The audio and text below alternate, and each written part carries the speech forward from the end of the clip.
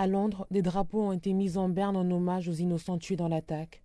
La première ministre britannique Theresa May a adressé un message de courage à la nation. L'idéologie qui engendre le terrorisme doit être détruite. Elle a affirmé devant les membres du Parlement que les terroristes sont déterminés à changer le mode de vie des Britanniques.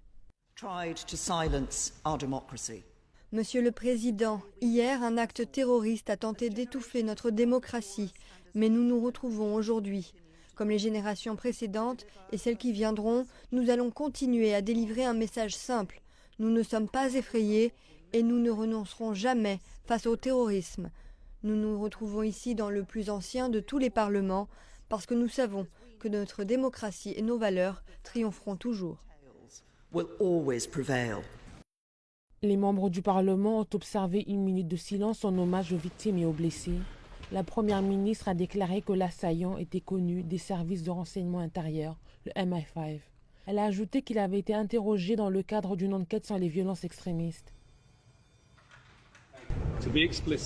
Pour être clair, nous ne disposons d'aucune information particulière sur d'éventuelles menaces au public.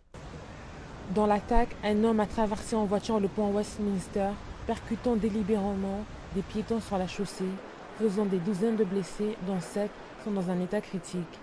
Il a ensuite couru vers le Parlement où il a poignardé à mort Keith Palmer, un agent de police. Les morts et blessés sont de différentes nationalités. Dans les rues de la capitale britannique, les habitants restent perplexes. Les routes sont restées fermées autour du Parlement, tandis que les enquêtes policières sont en cours.